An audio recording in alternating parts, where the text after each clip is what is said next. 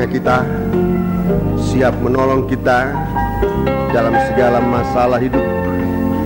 Bahkan bukan hanya menyelesaikan masalah kita, tetapi Dia yang memelihara hidup kita. Bapa di surga, dalam nama Tuhan Yesus Kristus, begitu indah Engkau di tengah-tengah kami Tuhan, menciptakan suasana yang membawa kami kepada kesukaan, kekuatan, dan pengharapan untuk hidup bersama Dikau senantiasa sampai Engkau datang kembali untuk membawa kami ke tempat-Mu yang kekal selama-lamanya dalam kebahagiaan. Saat ini kami akan duduk mendengarkan firman-Mu, sekalipun kami menyadari keterbatasan kami untuk mampu mendengar dengan baik, karena banyaknya percobaan dan tindisan yang menimpa kami Tuhan. Tapi biarlah Engkau pakai seluruh kehidupan kami untuk jalur firman-Mu masuk sampai dalam hati kami, menolong dan melepaskan kami dari segala beban, dari segala percobaan yang sempat mengganggu hubungan kami dengan Dikau Tuhan. Terima kasih Tuhan, urapan Roh-Mu yang suci biar tetap bekerja di tengah-tengah kami Tuhan. Bapa, kami merindu firman-Mu, tolonglah kami Tuhan. Lewat urapan Roh-Mu yang suci kami percaya Engkau mampu menolong kami. Kuasa-kuasa kegelapan, roh jahat, setan yang selalu mengganggu, menggoda kami, Tuhan, bersatu hati kami panggil nama Engkau buat usir dia. Di dalam nama Tuhan Yesus Kristus, segala setan kami perintahkan kamu semua dalam nama Yesus, pergi. Darah Yesus yang berkuasa. Terima kasih Tuhan, haleluya. Terima kasih, terima kasih. Dalam nama Yesus kami sudah naikkan doa kami, haleluya, amin.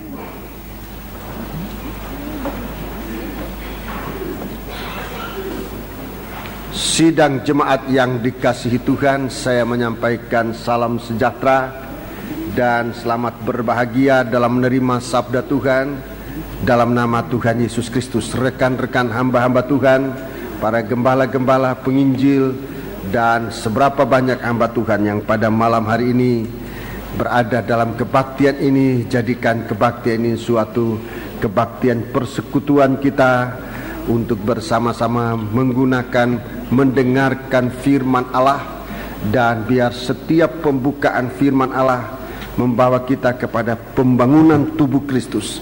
Dimanapun kita berada, biar Tuhan pakai kita sebagai hamba Tuhan untuk membawa sidang jemaat kepada pembangunan tubuh Kristus, satu kesatuan yang tidak akan pernah bisa terpisahkan.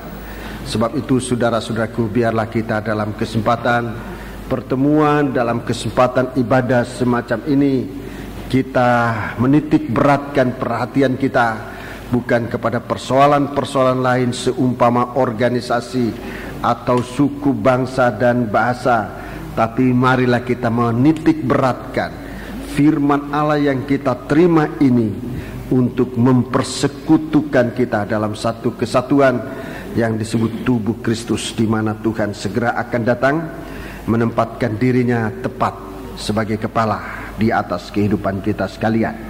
Puji Tuhan. Wahyu Fatsal yang ke-18. Kitab Wahyu Fatsal yang ke-18. Puji Tuhan. Kitab Wahyu Fatsal yang ke-18 dalam pengajaran tabernakel ini berada dalam tanda buli-buli emas yang berisi manah. Ini suatu kehidupan yang dapat ditempati oleh firman Allah secara permanen. Iman itu sudah menjadi permanen dalam kehidupan dan tidak bisa lagi untuk dilepaskan. Itu sebabnya saudara-saudaraku, dalam perkembangan firman mulai dari saat penaburan, saudara-saudaraku, kita perhatikan sikap kita dalam mendengarkan firman Allah. Sebab firman Allah yang kita terima itu akan menjadi iman di dalam kehidupan kita. Itu akan menempati hati kita menjadi iman. Tetapi itu tidak berhenti di situ, sebab Tuhan mau supaya iman kita ini jangan goyah, harus ditingkatkan menjadi satu iman yang permanen. Kalau dalam susunan tabernakel Saudara-saudaraku, tolong, saya tidak salah kalau saya menunjukkan ini supaya kita tahu kenapa mesti ada Bible study, kenapa mesti berulang kali kita mendengarkan firman Allah. Kan cukup hari Minggu. Itu supaya kita bisa lihat peningkatan firman Allah ini. Pertama kali kita menemukan Tuhan dalam firman-Nya, itu merupakan pintu gerbang. Tolong ya. Ini percaya, ini juga percaya.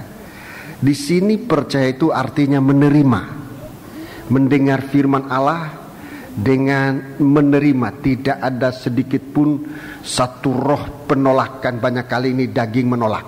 Ini daging banyak kali menolak. Dalam pintu gerbang ini daging banyak kali tidak mau terima firman.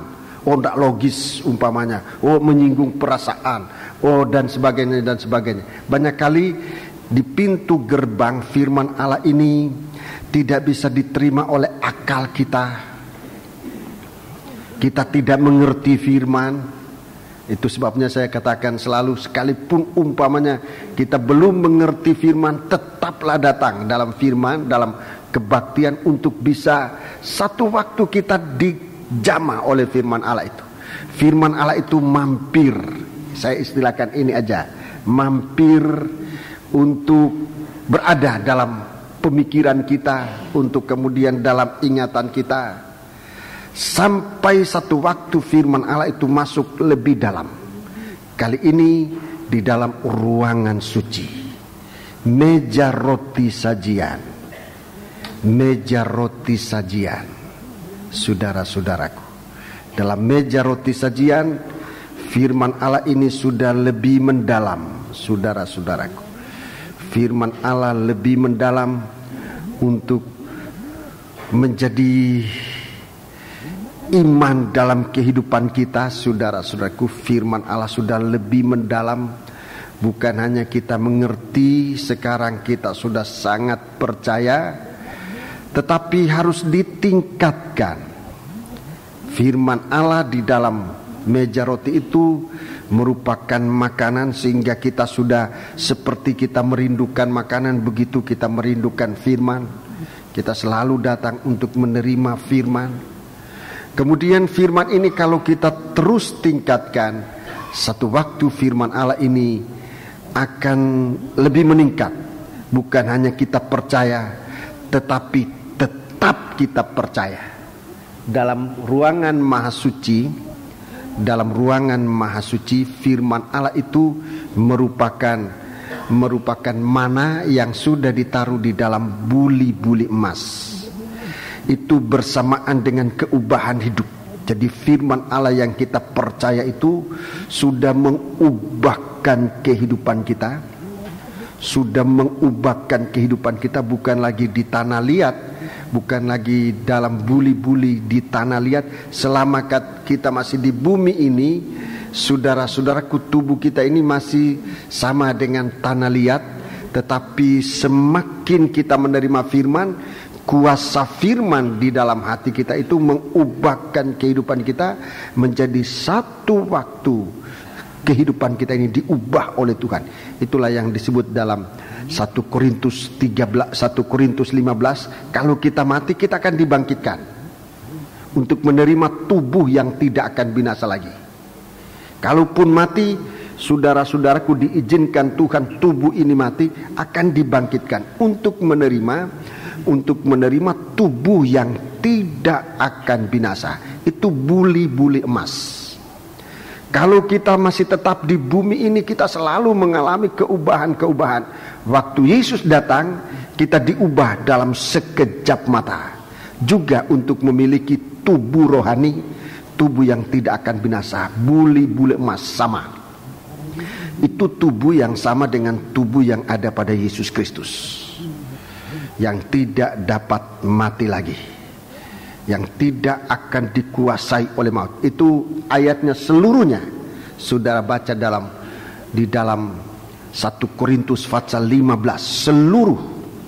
Dan itulah yang membuat kita, saudara-saudaraku, kalau kita dalam tubuh yang selalu dibaharui, itu membuat kita selalu ada dalam gairah untuk beribadah.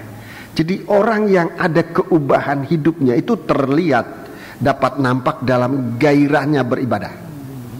Orang yang tidak ada keubahan hidup, dia bosan beribadah. Dia bosan. Dia tidak mampu mengatasi masalah. Dia tidak mampu mengatasi masalah. Imannya selalu goyah. Saudara-saudaraku. Tapi kalau firman sudah bekerja dalam hati seseorang, sekalipun keubahan kita belum sempurna, tapi dapat dilihat dalam ibadah kita yang tidak bisa, yang tidak pernah akan bisa bosan. Penyembahan kita semakin mencintai Tuhan, mendengarkan firman Allah seperti kita makan makanan, seperti orang makan. Dalam bekerja kita selalu semangat. Ini tanda-tanda keubahan hidup. Kalau kehidupan itu tidak diubahkan, saudara-saudaraku, membuat di sini dalam keadaan semacam ini banyak orang kena godaan gugur. Dalam percobaan tidak mampu mengatasinya, dia gugur. Dan dia tidak memiliki satu tubuh yang di suatu waktu ditampilkan bagaikan buli-buli emas. Memiliki kehidupan yang sungguh-sungguh tahan dan kuat. Itu sebabnya saudara-saudaraku, kita punya ibadah ini semakin senantiasa ditingkatkan, baik dalam doa, dalam penyembahan, dalam nyanyian, musik juga harus ada dalam peningkatan kalau kita mau mengalami suatu kehidupan yang mampu mengatasi segala masalah, segala cobaan. Jalannya itu dalam ibadah kita mengalami keubahan, pembaharuan ke arah hidup yang sesungguhnya, memiliki tubuh yang rohani. Istilah yang agak sederhana, istilah sederhana dalam 1 Korintus pasal 2 disebut manusia ilahi, manusia rohani. Manusia rohani, orang yang hidupnya rohani. 1 Korintus pasal 2 ya. Ayat-ayat yang terakhir di situ disebutkan manusia rohani. Ada tanda-tanda pertobatan, meningkat, dibaharui. Dalam 1 Korintus pasal yang ke-15, coba 1 Korintus pasal 15 saya tunjukkan ayatnya supaya kita lihat sejauh mana kita berada. Ini satu kehidupan yang telah diubahkan. Kita baca lebih dahulu ayat 44. Yang ditaburkan adalah tubuh alamiah. Ya, tubuh alamiah. Yang dibangkitkan adalah tubuh rohania. Tubuh rohania. Jika ada tubuh alamiah, maka ada pula tubuh rohania. 45. Seperti ada tertulis, manusia pertama Adam menjadi makhluk yang hidup. Adam menjadi makhluk yang hidup. Tetapi Adam yang akhir menjadi roh yang menghidupkan. Terus. Tetapi yang mula-mula datang bukanlah yang rohania, tetapi yang alamiah, kemudian barulah datang yang rohania. Iya, 47. Manusia pertama berasal dari debu tanah dan bersifat jasmani. Iya, bersifat jasmani. Terus manusia kedua berasal dari surga. Manusia kedua berasal dari surga. Ayat yang ke-51. Ayat 51. Sesungguhnya aku menyatakan kepadamu suatu rahasia. Ini suatu rahasia, aku katakan kepadamu suatu rahasia. Kita tidak akan mati semuanya. Tidak mati semuanya. Tetapi kita semuanya akan diubah. Ya, jadi sekalipun kita ini hidup dalam tubuh jasmani ini, tapi tidak perlu harus mati semua. Itu bukan tujuan kita. Itu bukan tujuannya Tuhan dalam memberikan firman-Nya, tapi tujuannya sudah dibaca tadi supaya kita semua diubah. Sudah. Tetapi semuanya akan diubah, itu tujuannya Tuhan. Jadi kita ini dalam ibadah ini tujuannya untuk diubah. Ayat 52. Dalam sekejap mata, pada waktu bunyi nafiri yang terakhir. Sebab nafiri akan berbunyi, dan orang-orang mati akan dibangkitkan dalam keadaan yang tidak dapat binasa. Dan kita semua akan diubah. Kita semua diubahkan. Jadi dari tubuh nafsani menerima tubuh yang rohani. Dari tanah liat menjadi emas murni. menjadi emas murni. Ayat yang ke-54. Dan sesudah yang dapat binasa ini mengenakan yang tidak dapat binasa, dan yang dapat mati ini mengenakan yang tidak dapat mati, maka akan genaplah firman Tuhan yang tertulis, maut telah ditelan dalam kemenangan. Iya, maut itu kalah, itu musuh yang terakhir. Di dalam 1 Korintus pasal 15 ini ayat 26, di situ disebut dia musuh yang terakhir. Itu dikalahkan.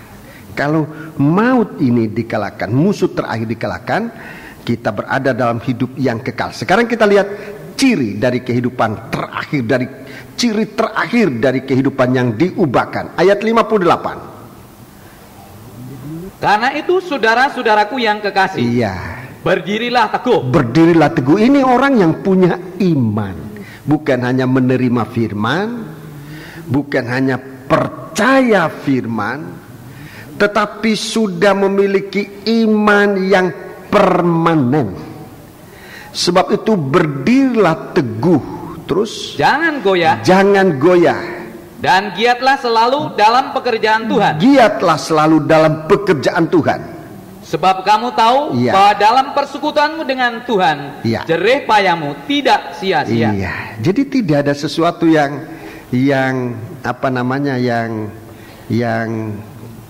mubasir. Tidak ada yang mubasir.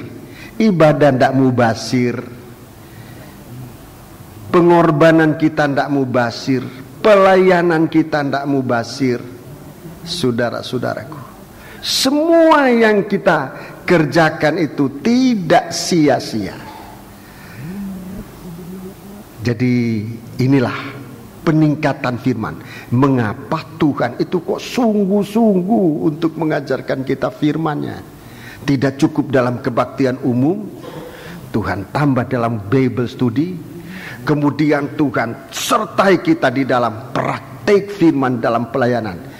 Kita bersyukur dan berterima kasih kepada Tuhan. Saya mengatakan ini, hati saya gemetar, saudara-saudaraku, bahwa kita dipercayakan oleh Tuhan untuk selalu dalam pelayanan firman.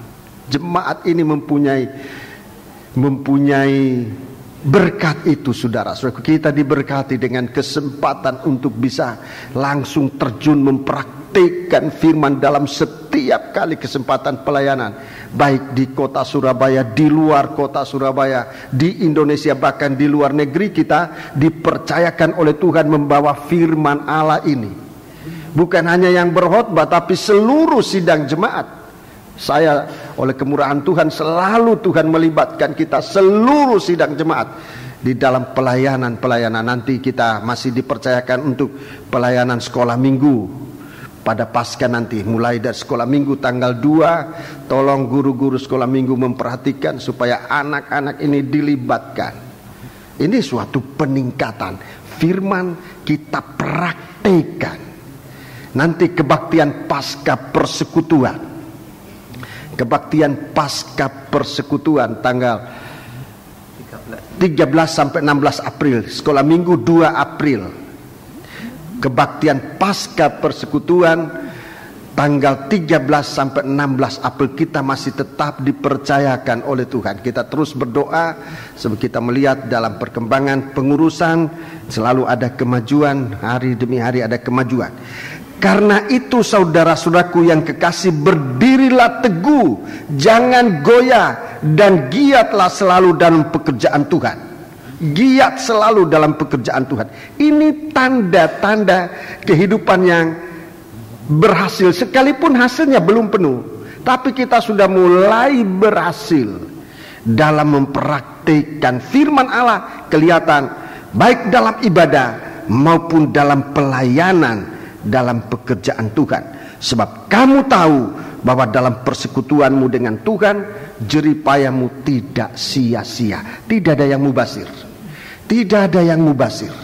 Saudara-saudaraku, kita tidak menghamburkan uang, memboroskan uang. Banyak kali saya dengar kita memboroskan uang, dan memang kalau dilihat jumlahnya setiap kali kegiatan itu menggunakan korban sekian banyak. Saya tidak tahu jumlah juta-jutanya itu, pokoknya banyak, puluhan atau ratusan. Iya, puluhan juta, lain kali ratusan juta. Ada yang katakan, wah kalau uang itu dipakai untuk bangun gereja, berapa banyak gereja itu sudah kita bangun. Tetapi kalau kita bandingkan dengan pembangunan tubuh Kristus ini, saudara-saudaraku, yang tidak bisa dirobohkan oleh siapapun juga, tidak bisa terbandingkan, luar biasa saudara-saudaraku. Itu sebabnya mari jangan goyah, kita nanti akan, bukan nanti tapi sekarang kita sedang dalam pelayanan dalam kebaktian pasca persekutuan ini. Mari kita sungguh-sungguh, doa yang saudara sudah pilih, jam yang saudara sudah ambil, puasa dan sebagainya, mari saya ingatkan itu. Marilah dengan segala keterbatasan kita, tapi kalau hati kita merindu, di sini dikatakan segala usaha itu tidak sia-sia. Doa-doa yang kita naikkan itu nanti kita akan lihat hasilnya, saudara-saudaraku, tidak hilang, tidak sia-sia. Bahkan saudara-saudara yang sudah mengisi formulir ya, 98 tambah 11 berapa itu? 109 orang yang setelah mengikuti penataran tanggal 1 sampai 4 Agustus yang lalu ingin melanjutkan pelayanannya. Saudara-saudaraku, saudara belum ada dalam pelayanan, mau masuk dalam pelayanan, saya isyaratkan kepada saudara-saudara untuk siap. Kapan? Tanggal 22 dan Senin dan Kamis 22 Februari ini ya, 22 dan hari Kamisnya tanggal 22 dan 25 ya, 22 dan 25 Februari. Saudara akan ditatar secara umum untuk kemudian masuk yang sangkor, masuk ke sangkor, yang musik ke musik, yang pelayanan perjamuan suci, yang ke setiap bidang, guru sekolah minggu. Saudara-saudaraku, saudara akan dibagikan sesuai dengan saudara sudah diisi pilihan-pilihan ya.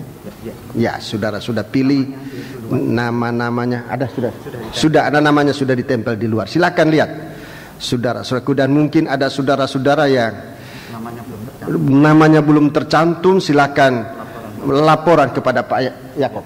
Ya, tolong berdiri dulu Pak Yakob.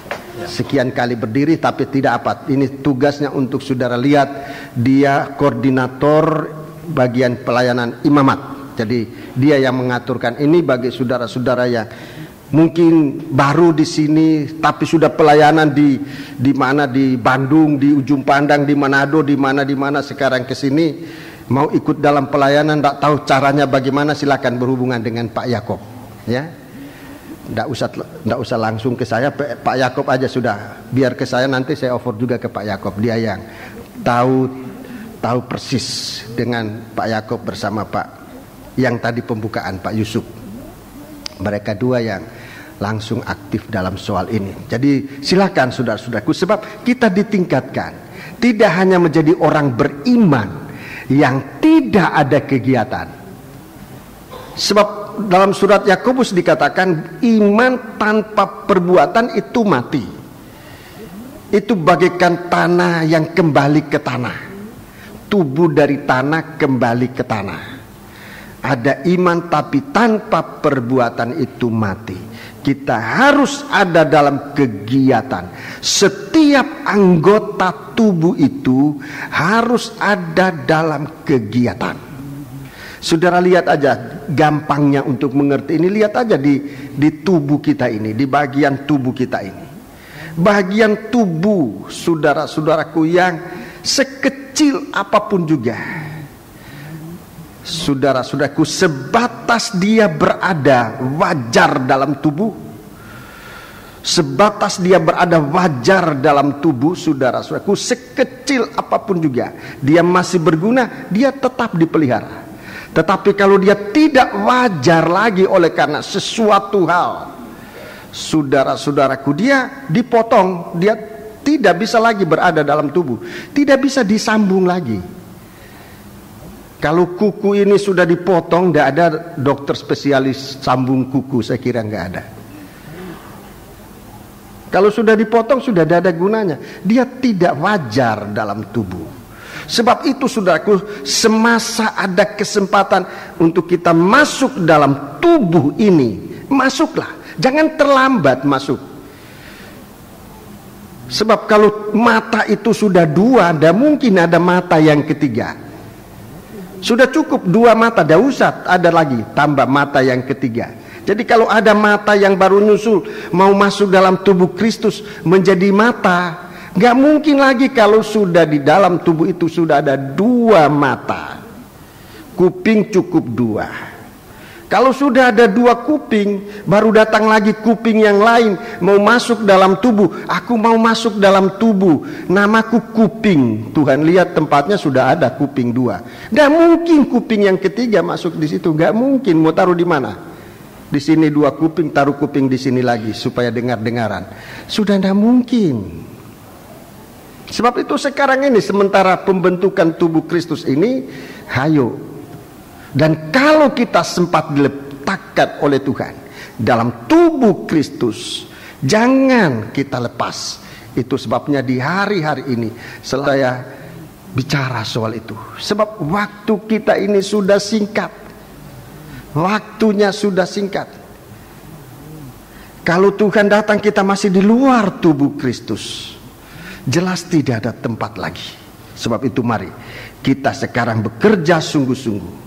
Peningkatan ini harus terus sampai kita berada dalam tubuh. Tolong, tabernakel tadi. Kalau tadi firman Allah itu masih merupakan roti di atas meja, maka peningkatannya adalah roti yang merupakan mana itu di dalam buli-buli. Di dalam buli-buli itu sudah permanen. Bersama dengan menempatkan roti dalam buli-buli itu harus sesuai dengan tubuh wadah yang ada. Itulah buli-buli emas. Kehidupan rohani yang sudah benar-benar tidak dapat dikuasai oleh maut. Segala sesuatu yang dikuasai oleh maut itu sudah ditelan oleh hidup, sehingga kita sekarang dapat berdiri teguh, tidak bisa digoyangkan lagi, saudara-saudaraku. Sebab tubuh kita bukan tubuh daging lagi, punya perasaan yang lain. Perasaan yang kita miliki sudah adalah perasaan yang ada pada Yesus. Pikiran kita tidak bisa digoyahkan lagi, sebab pikiran yang ada pada kita adalah pikiran yang ada pada Yesus Kristus. Kita berpikir seperti Yesus berpikir. Kita berperasaan seperti Yesus berperasaan. Itu dalam Efesus 2 ayat yang kelima. Berpikir seperti Yesus berpikir, berperasaan seperti Yesus berperasaan. Itu saudaraku. Jadi di sini dalam Wahyu pasal yang ke-18 ini tentang buli-buli berisi mana. Saudara-saudaraku, sebaliknya juga berlaku dalam pasal 18 ini. Kehidupan itu apa isinya? Di sini Wahyu 18 ini buli-buli di sini adalah Babel. Babel, kota Babel. Isinya jelas bukan mana. Sebab Babel ini, saudara-saudaraku, manusia daging. Satu kehidupan yang benar-benar daging. Dia tidak diisi dengan firman. Dia tidak diisi dengan kasih Allah. Dia tidak diisi dengan Roh El Kudus. Tapi kita lihat jelas, coba kita lihat isi dari kota Babel ini. Bukan firman, coba ayat 2 kita lihat, ayat 2. Dan ia berseru dengan suara yang kuat katanya, sudah roboh Babel, kota besar itu. Ya, Babel kota besar dalam Kejadian pasal 2, pasal 11. Di sana kita baca bahwa Babel ini dibangun dari tanah liat. Pada mula pertamanya rencana membangun Babel itu dari tanah liat. Saudara-saudaraku, dari tanah liat, tapi dibongkar, dihancur luluhkan oleh Tuhan. Itu Babel pertama kali dibangun, jelas bahan dari kota Babel itu tanah liat. Lebih baik kita baca, saudaraku, supaya supaya jelas. Taruh tanda pada Wahyu yang ke berapa tadi, 18, Kejadian pasal yang ke-11, pasal yang ke-11, betul.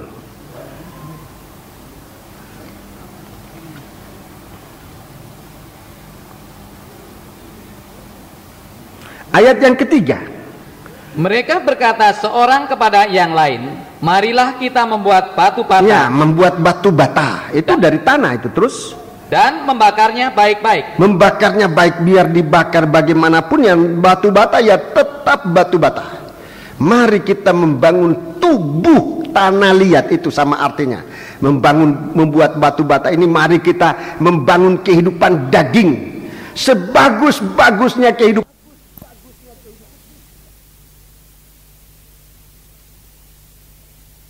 Lalu bata itulah dipakai mereka sebagai batu dan tir gala-gala sebagai tanah liat. Gala-gala sebagai tanah liat. Terus juga kata mereka, marilah kita dirikan bagi kita sebuah kota dengan sebuah menara yang puncaknya sampai ke langit, dan marilah kita cari nama supaya kita jangan terserak ke seluruh bumi. Iya. Ayat yang ke-8. Demikianlah mereka diserakkan Tuhan dari situ ke seluruh bumi. Terus, dan mereka berhenti mendirikan kota itu. Terus itulah sebabnya sampai sekarang nama kota itu disebut Babel, karena disitulah dikacau balaukan Tuhan bahasa seluruh bumi, dan dari situlah mereka diserakkan Tuhan ke seluruh bumi. Ya, ini kota Babel, tempat kacau balau. Itulah daging. Jadi kalau kita bekerja sistem daging, itu akan sampai kepada kekacaubalauan. Kekacauan balau atau kekacaubalauan? Kekacaubalauan, bukan kekacauan balau. Kekacaubalauan. Ya, itu kalau bekerja sistem daging. Kalau nikah dibangun dengan sistem pandangan daging, sama saja. Itu Kejadian pasal 6. Kejadian pasal 6 itu nikah yang dibangun sistem daging. Itu kacau balau, hanya masuk dalam lautan. Sama nanti ditenggelamkan dalam laut. Sama dengan Babel itu juga. Wahyu 18 ini Babel itu ditenggelamkan dalam laut. Sebab daging. Sebab itu nikah itu harus dikaitkan dengan firman. Nikah ini harus dikaitkan dengan firman. Sebab dalam Yohanes pasal 6, firman itu adalah juga roh Tuhan, roh kehidupan. Nah, di sini dalam Wahyu 18, kita kembali Wahyu 18. Kota Babel ini, saudara-saudaraku, dibangun dari tanah liat, bukan emas. Tanah liat. Hanya tanah, daging melulu. Hawa nafsu, isinya, coba baca ayat. Isinya ayat 2, Wahyu 18 ayat 2. Selanjutnya tadi, sudah rubuh Babel, kota besar itu. Dan ia telah menjadi tempat kediaman roh-roh jahat. Ini kalau hidup itu daging, kalau kehidupan manusia itu daging, isinya bukan firman. Isinya itu bukan firman. Di sini dikatakan roh-roh jahat. Itu isinya. Kediaman roh-roh jahat. Kalau kita berpikir pikiran daging, perasaan daging, di dalam hati ini pasti yang ada adalah roh ini, roh jahat. Pasti roh jahat. Sebab isinya, apa isinya? Apa wadahnya? Wadahnya daging, isinya roh jahat. Baca terus. Dan tempat bersembunyi semua roh najis. Tempat bersembunyi semua roh najis. Roh jahat itu menempati, roh najis bersembunyi. Terus. Dan tempat bersembunyi segala burung yang najis dan yang dibenci. Segala burung yang najis dan yang dibenci. Itulah kehidupan saudara-saudaraku yang terdiri dari hanya daging. Kehidupan yang terdiri dari hanya daging, saudara-saudaraku, merupakan suatu benar-benar malapetaka dalam kehidupan manusia. Kehidupan kita ini harus diubahkan. Kita ini lahir dari daging. Kelahiran kita ini hanya daging. Coba Yohanes 3. Yohanes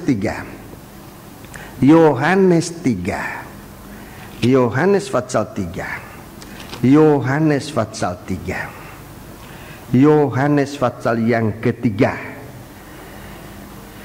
Ayat yang kita baca saja ayat pertama mulai supaya lebih lengkap, tidak ada ruginya. Adalah seorang Farisi yang bernama Nikodemus. Iya, seorang Farisi namanya Nikodemus. Seorang pemimpin agama Yahudi. Iya, seorang pemimpin agama Yahudi.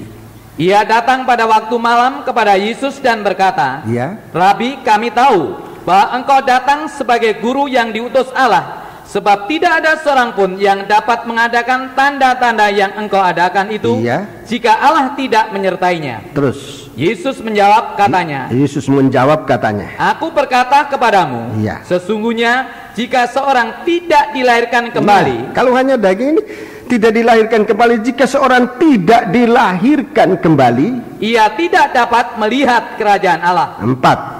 Kata Nikodemus kepadanya, bagaimanakah mungkin seorang dilahirkan? Bagaimana mungkin seorang dilahirkan kalau ia sudah tua? Terus, dapatkah ia masuk kembali ke dalam rahim ibunya dan dilahirkan lagi? Jawab Yesus, "Aku berkata kepadamu, sesungguhnya jika seorang tidak dilahirkan dari air dan roh," tidak dilahirkan dari air dan roh, ia tidak dapat masuk ke dalam kerajaan Allah. Ia tidak bisa masuk dalam kerajaan Allah. Jadi perlu kebaharuan, perlu keubahan supaya masuk dalam kerajaan Allah. Terus, apa yang dilahirkan dari daging adalah daging. Iya. Dan apa yang dilahirkan dari roh adalah roh. Adalah roh. Terima kasih. Jadi ini perlu suatu keubahan. Di sini juga turut berbicara tentang baptisan air dan baptisan roh, saudara-saudaraku. Jadi di baptisan air ini bukan peraturan manusia, tapi baptisan air adalah berita yang datang dari surga. Dalam Injil Matius pasal 3, Injil Lukas pasal 3, Injil Markus pasal 1 ini bicara tentang baptisan air adalah berita yang datang dari surga, dibawa oleh orang yang terbesar untuk baptisan air, saudara-saudaraku. Untuk pengajaran tentang baptisan air, Tuhan mengutus seorang yang terbesar di antara manusia yang pernah dilahirkan oleh wanita. Itulah Yohanes Pembaptis. Catat ayatnya, Matius 11 ayat 11. Jadi begitu besar ajaran tentang baptisan air ini, sehingga Tuhan memerlukan mengutus seorang yang terbesar. Kalau baptisan air itu pengajaran kecil yang bisa dirubah-rubah oleh manusia semaunya sendiri, tidak perlu orang sebesar itu. Tapi karena ini suatu pengajaran yang sangat besar, bahkan dasar, baptisan air dipercayakan kepada seorang yang sangat besar, Yohanes Pembaptis. Dia mengajarkan itu untuk melahirkan kita kembali dari air dan roh. Memang waktu Yesus dibaptiskan, saudara-saudaraku, dalam baptisan air, saat itu juga langit terbuka, Roh Kudus turun hinggap di dalam kehidupan Tuhan Yesus. Begitu juga waktu kita dibaptiskan, saudara-saudaraku, baptisan kelahiran baru. Sayang kalau kita ada kesempatan baptisan kita tidak menggunakan waktu, sebab sebagaimana saya katakan, dah satu waktu tidak ada kesempatan lagi. Baru mau dibaptis sudah tidak ada kesempatan, sebab Yesus datang begitu cepat. Tidak ada seorang pun yang bisa menjamin bahwa saat itu kita masih bisa dibaptis. Baru kita mau cari mana itu tempo hari Om Yakub dengan Om Yusuf yang suka membaptiskan itu. Nggak ada lagi, sudah terangkat, dia sudah diangkat oleh Tuhan. Tidak ada kesempatan. Belum kalau terjadi kekacauan di kota Babel besar ini, nanti kacau balau disebutkan, kacau balau. Itu sebabnya Setiap kali saya mendengarkan kesempatan untuk dibaptis, saya memperhatikan itu untuk menyampaikan kepada sidang jemaat untuk diperhatikan. Di sini baptisan air dan roh. Nanti dalam kelanjutannya, saudaraku, baptisan air memandikan dengan air dan firman. Memandikan air dan firman itu menyangkut hubungan yang lebih dalam lagi, saudara-saudaraku. Satu kehidupan nikah, hubungan antara suami dan istri, hubungan antara Kristus dan sidang jemaat. Kita ini dilahirkan menjadi tubuh yang rohani, tubuh yang rohani, tetapi tidak harus sendiri-sendiri. Saudara-saudaraku, kita harus dilahirkan dari air dan firman. Firman yang mempersekutukan kita menjadi satu tubuh, disebut tubuh Kristus. Itu dalam Efesus 5. Efesus pasal 5. Jadi kalau kita sudah dilahirkan baru, saudara-saudaraku, semacam satu sel dalam kehidupan kita ini, satu sel, tiap pribadi ini satu sel. Ini sel-sel ini tidak boleh sendiri-sendiri, harus dalam satu kesatuan ini. Kita dilahirkan dalam air dan firman.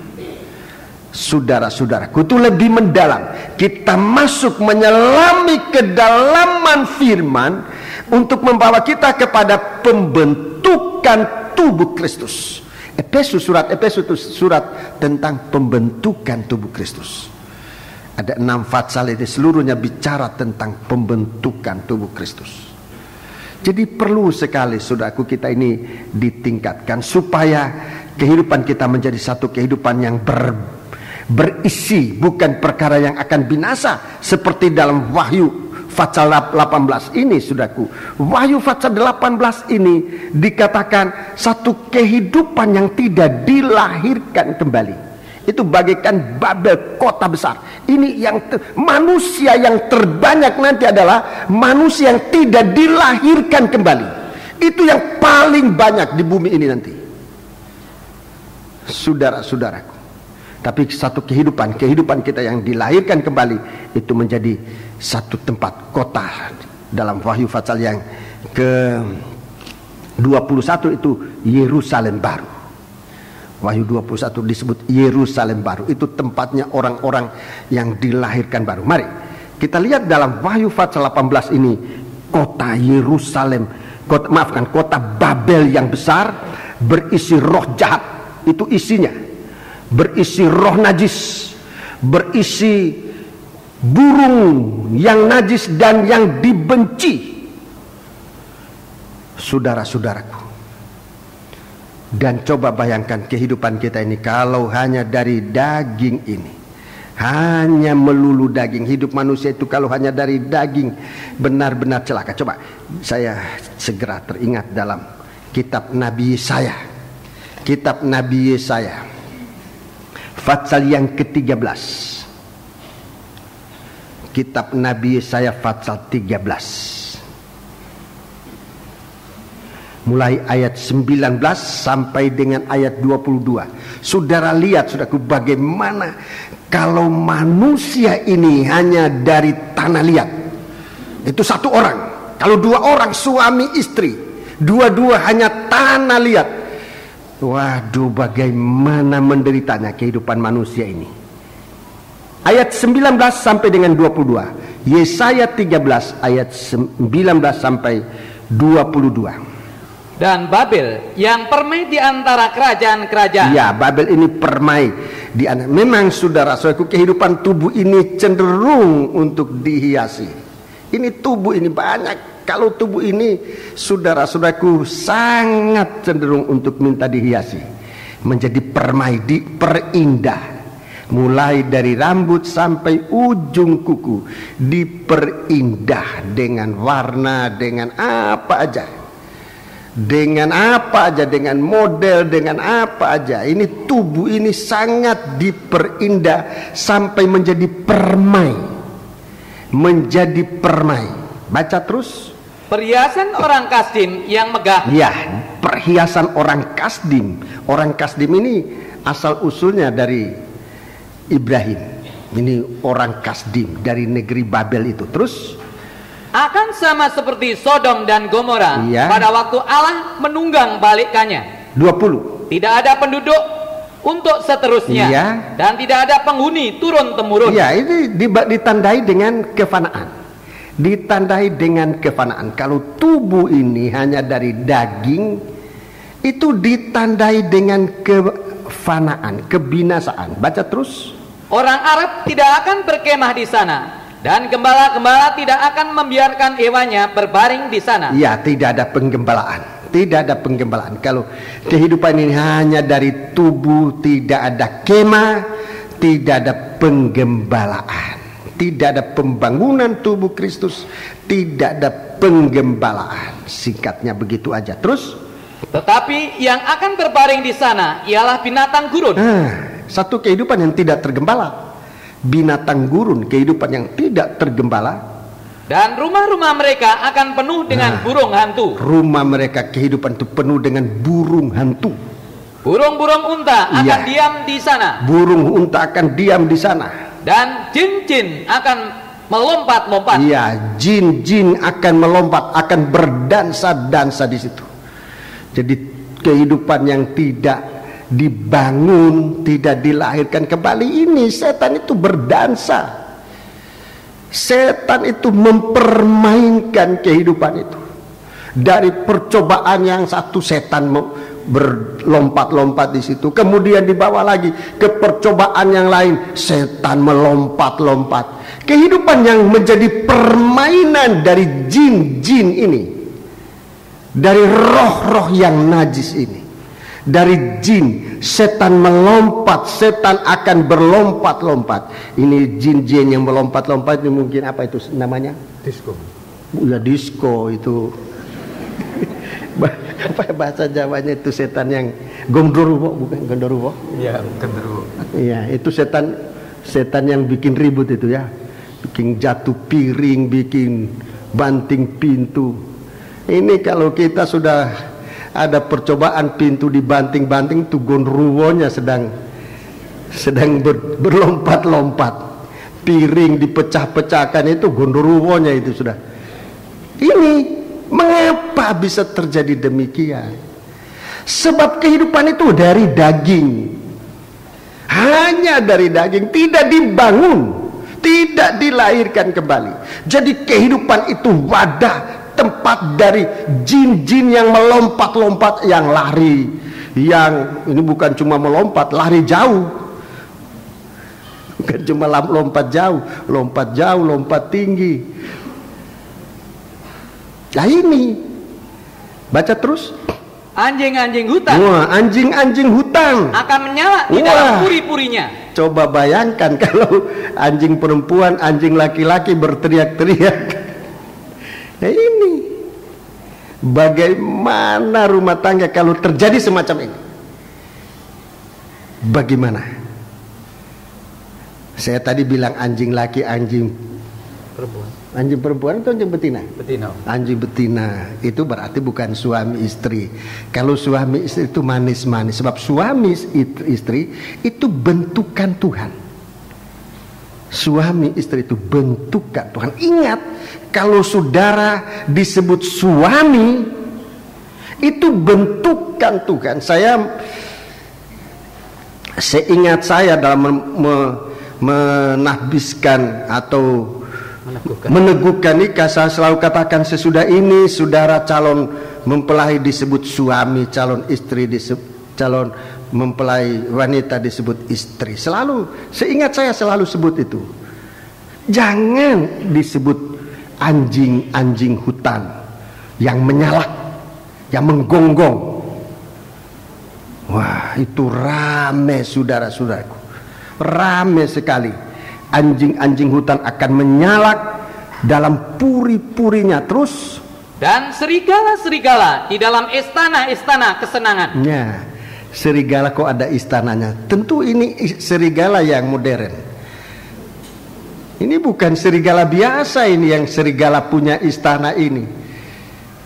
Saudara-saudaraku, baca terus. Waktunya akan datang segera, dan usianya tidak akan diperpanjang. Usianya tidak diperpanjang. Itulah Babel. Itulah Babel, saudara-saudaraku. Dulu sama dengan Sodom dan Gomora. Sama dengan Sodom dan Gomora yang akan dihancurkan, ditenggelamkan dalam air bah. Tapi sekarang Babel, kota besar itu, akan dihanguskan oleh Tuhan dengan api yang akan turun dari langit. Sebab itu mari saudara-saudara kita perhatikan agar kehidupan kita ini satu kehidupan yang diisi oleh firman Tuhan. Itu isi dari kehidupan kita, harus diisi dengan firman Allah. Dulu buli-buli itu diisi dengan mana? Dulu buli-buli itu diisi dengan mana di dalam Keluaran pasal 16, coba kita baca Keluaran 16. Keluaran pasal 16. Saya tunjukkan di sini saudaraku bagaimana pertumbuhan dari firman Allah. Keluaran 16. Keluaran pasal yang ke-16. Keluaran pasal yang ke-16 kita baca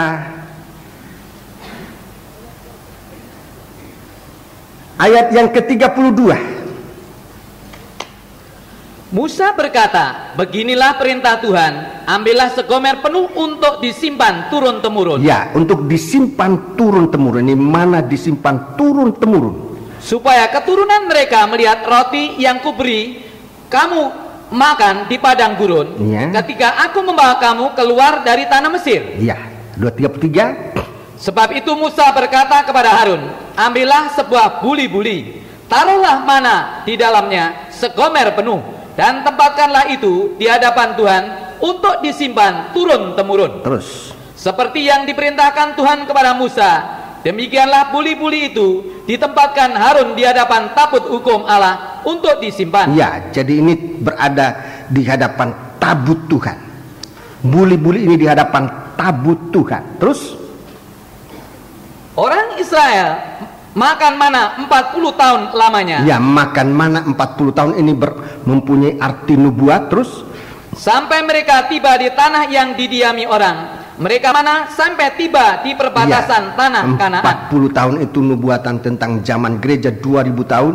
Gereja hidup dari firman. Gereja Tuhan itu hidup dari firman. Ayat 36. Adapun segomer ialah 1/10 eva. Ya, segomer itu 1/10 eva. Jadi di sini isinya ini, saudara-saudaraku. Isi dari buli-buli itu, saudara-saudaraku, 1/10 eva. 1/10 eva, suatu kenangan, mengingat pemeliharaan Tuhan, mengakui, menghormati pemeliharaan Tuhan dalam kehidupan manusia. Ini manusia yang melakukan firman Allah, saudaraku. Jadi sejak dari padang belantara, sejak dari zaman Israel di padang belantara, saudara-saudaraku, ukuran 1/10 yang menjadi isi dari buli-buli itu sudah disebutkan. Kelah kehidupan yang melakukan firman Allah, kelah kehidupan yang tahu melakukan firman Allah ini, 1/10 ini satu kehidupan yang tahu melakukan firman Allah, memuliakan, menghormati Tuhan, mengakui kuasa Allah yang sudah memelihara manusia. Itu 1/10. Itu 1/10, saudara-saudaraku. Jadi tidak sama dengan orang bayar pajak dan sebagainya, sekalipun mungkin orang lain katakan ada persamaannya, tetapi persepuluhan itu suatu gambaran sejak zaman Israel bagaimana kita melakukan untuk mengingat firman Allah, mengingat perintah Tuhan untuk kita memuliakan Dia. Dalam zaman perjanjian baru, saudara-saudaraku, jam perjanjian baru, Yohanes pasal 6, Injil Yohanes pasal 6 disebut kembali ini, saudaraku. Dalam Injil Yohanes pasal 6 disebut kembali tentang pemeliharaan selama di padang belantara. Injil Yohanes pasal yang ke-6. Injil Yohanes pasal ke-6 ini tanda. Ini satu tanda besar yang diminta dan ditunjukkan oleh Yesus. Saudara-saudaraku, diminta oleh orang Israel, mereka sendiri yang mengusulkan, yang menunjukkan, tapi kemudian Tuhan menjelaskan yang sebenarnya itu apa. Injil Yohanes pasal yang ke-6. Injil Yohanes pasal yang ke-6. Ayat 28. Injil Yohanes pasal 6 mulai ayat 28. Lalu kata mereka kepadanya, ya, apakah yang harus kami perbuat supaya kami mengerjakan pekerjaan yang dikehendaki Allah? Iya, terus jawab Yesus kepada mereka, inilah pekerjaan yang dikehendaki Allah. Inilah pekerjaan dikehendaki Allah, yaitu hendaklah kamu percaya kepada Dia yang telah diutus Allah. Kamu percaya. Percaya di sini menerima. Hendaklah kamu percaya kepada Dia yang diutus oleh Allah. Tolong tabernakel. Saya jelaskan ini lewat pengajaran tabernakel. Ya, percaya di sini agak sedikit. Ini menerima, percaya dalam arti menerima Dia yang telah diutus oleh Allah, menerima roti yang turun dari surga. Ini percaya, ini pekerjaan. Percaya. Ayat 30. Kita baca ayat 30. Maka kata mereka kepadanya, tanda apakah yang engkau perbuat supaya dapat kami melihatnya dan percaya kepadamu? Iya, pekerjaan apakah yang engkau lakukan? Nenek moyang kami telah makan mana di padang gurun, seperti ada tertulis, mereka diberinya makan roti dari surga. Iya, jadi bangsa Israel ini di padang belantara makan mana? Makan 1/10 eva. Makan mana yang ukurannya 1/10 eva. Melakukan firman, itu makanan. Melakukan firman Allah itu makanan di padang gurun. Makanan kita ekonomi yang tidak bisa digoyangkan sekarang, saudara-saudaraku, di tengah-tengah dunia yang memang guncang ini adalah kalau kita tahu melakukan firman. Seperti bangsa Israel di padang gurun, tidak ada tanaman, tidak ada gudang, tapi mereka dipelihara selama 40 tahun dengan mana? Yaitu bagaimana mereka mendengar firman. Dalam pasal 16 kitab Keluaran itu bangsa Israel diajar bagaimana mendengar firman. Bagaimana mendengar. Salah dalam mendengar firman, mereka tidak dapat apa-apa. Kalau Tuhan katakan tiap hari kamu harus memungut roti, tiap pagi kamu memungut roti. Kalau mereka dengar-dengaran, tiap pagi mereka memungut secukup mereka makan, itu menjadi berkat sebab dengar-dengaran. Ada yang nggak dengar-dengaran, dia pikir daripada besok bangun pagi, ini hari aja kita pungut dua gomer, 2/10 supaya besok tidak bangun lagi. Jadi besok pagi dia tidak bangun, dia tidak dengar-dengaran. Dia pikir kemarin saya sudah simpan 2 gomer, ini pagi tidak usah lagi, sudah ada persiapan kemarin. Waktu dia bangun, dia lihat bukan mana yang ada, tapi ulat, berbau dan berulat. Itulah kehidupan saudara-saudaraku yang coba mengumpulkan firman tetapi tidak dengar-dengaran kepada Tuhan, memaksa untuk mengumpulkan firman tetapi tidak dengar-dengaran pada firman. Saudara-saudaraku, ini menjadi cemoohan bagi orang-orang luar. Orang Kristen kok kayak gitu, pendeta kok kayak gitu, tua-tua kok kayak gitu, sangkor kok kayak gitu, imam-imam kok kayak gitu. Ini siapa ini? Orang-orang yang mengumpulkan firman tapi tidak dengar-dengaran, menjadi berbau busuk dan punya ulat-ulat. Ini dosa-dosa banyak tumbuh. Sebab itu saudara-saudaraku, makanan kita melakukan firman. Jangan tidak dengar-dengaran pada firman. Kalau demikian saudara-saudaraku, kita akan berada dalam wadah yang kekal, yang dipermuliakan. Jangan menjadi kota Babel yang diisi dengan roh najis. Saudara, ada kemudian pada hari yang ke-6 Tuhan katakan, ini hari kamu kumpul dua gomer, sebab besok tidak akan turun mana untuk hari yang ke-7. Ada yang tidak dengar-dengaran. Kemarin kita kumpul 2 gomer berulat. Ini kali kita tidak mau kumpul. Nanti besok berulat. Besok pagi dia bangun mau cari, tidak ada. Ini ketinggalan. Baru mau cari firman di hari perhentian, nggak dapat. Baru mau baptis di hari pengangkatan, ketinggalan. Baru mau bertobat di mana anak-anak Tuhan sudah diangkat oleh Tuhan, ketinggalan. Jangan ketinggalan. Dengarkan perintah Tuhan, supaya kita tidak berbau busuk dan supaya kita tidak ketinggalan. Dua poin yang dilawan oleh orang Israel akibatnya, yaitu pertama berbau busuk, kedua ketinggalan. Tidak dengar-dengaran. Dia tidak dapat apa-apa. Di sini dikatakan 40 tahun.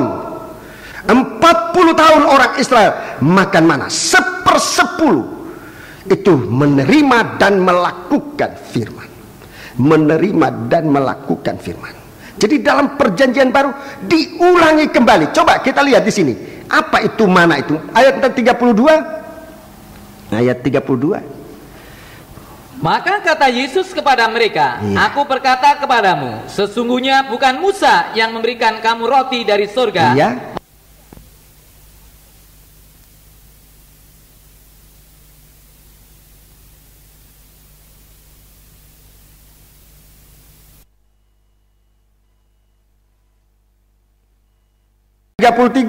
Karena roti yang dari Allah ialah roti yang turun dari surga dan yang memberi hidup kepada dunia. Ayat 35. Kata Yesus kepada mereka, Akulah roti hidup. Akulah roti hidup. Akulah roti hidup. Yesus, firman Allah yang dilakukan, firman Allah yang dipraktikkan, itu merupakan suatu kehidupan. Dalam ayat 33, firman Allah yang turun dari surga, itu roti dari Allah. Itulah roti yang turun dari surga. Perhatikan, tujuannya untuk memberi hidup kepada manusia. Melakukan firman, saudara-saudaraku, itu sumber kehidupan. Melakukan firman Allah itu sumber kehidupan. Di sini. Jadi Tuhan di zaman perjanjian baru ini, zaman perjanjian baru, Tuhan mau kasihkan firman yang turun dari surga. Itu roti yang turun dari surga, firman yang diilhamkan. Itu roti yang turun dari surga. Tujuannya nomor 1, memberi hidup. Itu nomor 1 tujuannya. Jadi kalau terjadi pembukaan firman, itu artinya supaya anak-anak Tuhan, supaya gereja Tuhan punya kehidupan yang kekal. Jadi gereja Tuhan itu harus diisi dengan firman yang diilhamkan, dengan firman yang diturunkan dari surga, supaya gereja Tuhan hidup bukan dari perkara dunia ini, tapi hidup dari firman Allah. Inilah gereja Tuhan yang nanti akan disiapkan untuk diperhadapkan kepada Tuhan, menjadi tempat kediaman Allah di dalam rohnya yang suci. Haleluya. Ini Tuhan sedang membangun wadah, bukan Babel. Tuhan membangun gereja Tuhan, tubuh Kristus. Tuhan membangun gereja adalah tubuh Kristus. Saya ulangi ini, saudara. Bukan suatu organisasi bentukan manusia. Sekalipun sekarang ini masih ada organisasi, tapi organisasi ini semua mengarah kepada kesatuan tubuh Kristus. Sebab itu rekan-rekan hamba Tuhan, para gembala-gembala, kemana kita mau bawa gereja Tuhan ini? Kemana kita mau bawa gereja Tuhan? Kalau kita menyampaikan firman, kemana kita bawa gereja Tuhan ini? Ke kota Babel atau ke kota Yerusalem? Kalau ke kota Babel, gereja Tuhan akan hancur. Tapi kalau kita bawa kepada perkara yang rohani, yaitu menerima firman yang memberi kehidupan, firman yang turun dari surga, yang diilhamkan oleh Tuhan, kita akan hidup. Sebab dikatakan firman adalah roti yang turun dari surga, memberi hidup kepada dunia ini. Itu yang pertama. Yang kedua, ayat 38. Ayat yang ke-38. Perhatikan ini, ayat 38.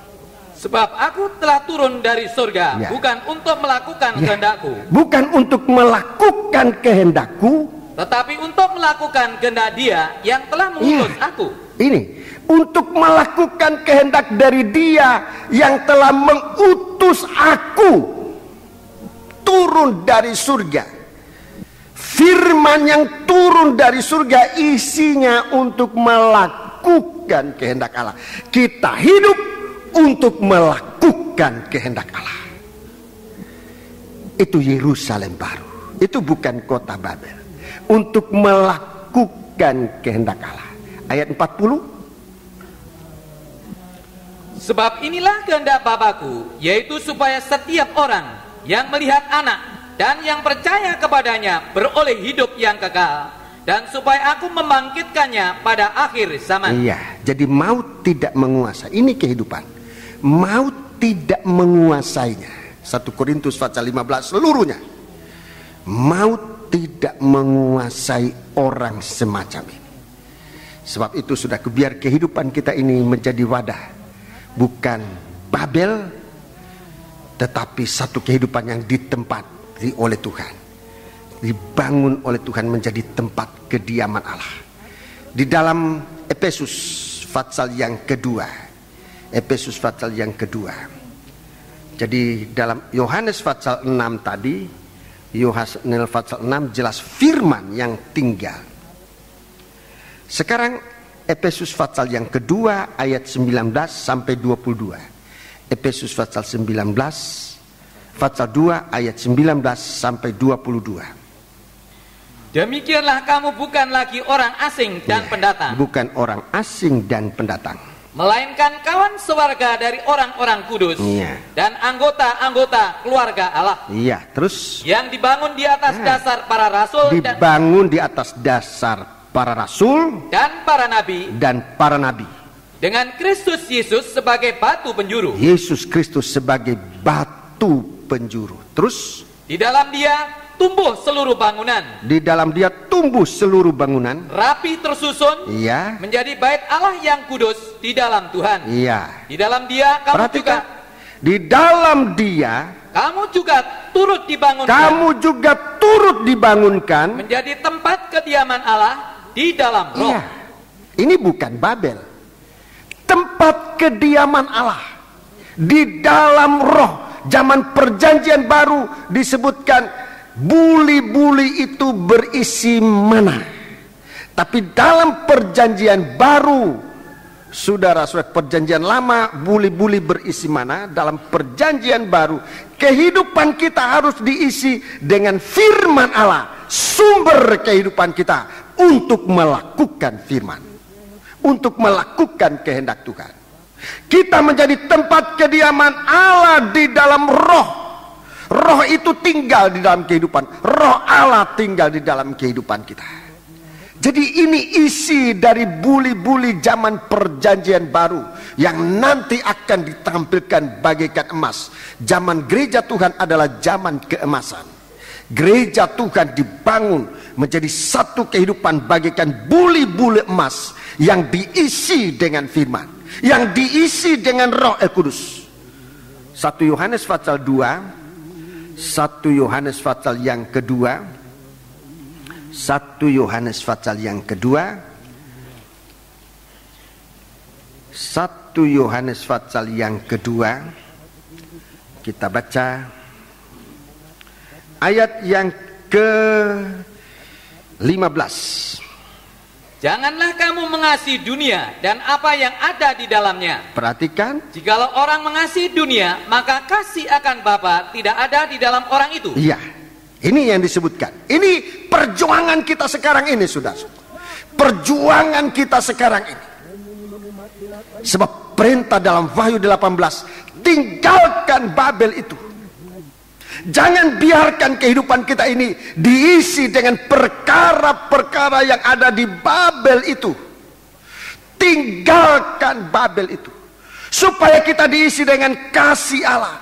Semakin kita tegas untuk berpisah dengan perkara keduniawian, dengan perkara Babel itu, semakin kita merasakan kasih Allah. Semakin manusia dekat dengan kasihnya dunia itu, semakin dia kekurangan sampai tidak memiliki kasih Allah. Jikalau orang mengasihi dunia, maka kasih akan Bapa tidak ada di dalam orang itu. Jadi ini perjuangan kita sekarang. Dalam Wahyu 18 itu Tuhan tunjukkan tentang Babel dengan segala isinya. Tapi Tuhan juga berbicara kepada kita sekarang bahwa Tuhan mau mengisi kehidupan kita dengan roti yang turun dari surga. Itulah firman Allah yang hidup, sumber kehidupan kita. Dia mau isi kita dengan firman Allah untuk melakukan perintah Allah, melakukan kehendak Allah. Untuk sekalipun saudara-saudaraku tubuh jasmani ini binasa, hancur, mati, tapi akan dibangkitkan dalam keadaan yang tidak akan binasa. Tuhan mau mengisi kehidupan kita dengan roh Tuhan. Di sini dalam ayat 15, Tuhan mau menempati kehidupan kita dengan kasih dari Allah. Bagaimana? Ayat 17. Ayat 17. Dan dunia ini sedang lenyap dengan keinginannya. Ya, dunia ini lenyap dengan keinginannya. Tetapi orang yang melakukan kehendak Allah tetap hidup selama-lamanya. Jadi kehidupan kita ini sekarang diisi oleh Tuhan dengan kehendak Allah. Itu isi dari kehidupan kita. Diisi oleh Tuhan dengan kehendak Allah. Bukan jin yang berlompat-lompat. Bukan binat, bukan burung hantu, bukan roh-roh najis, roh-roh jahat, bukan. Tapi kehidupan kita adalah satu kehidupan yang melakukan kehendak Allah. Melakukan kehendak Allah sama dengan kasih ilahi. Sama. Jadi orang yang melakukan kehendak Allah itu kekal selama-lamanya, hidup selama-lamanya. Ini Tuhan maunya begitu, saudara. Dalam Injil Yohanes pasal 14, Injil Yohanes pasal 14 kita lihat orang melakukan perintah Allah, melakukan kehendak Allah. Dialah yang mengasihi Allah. Injil Yohanes pasal 14.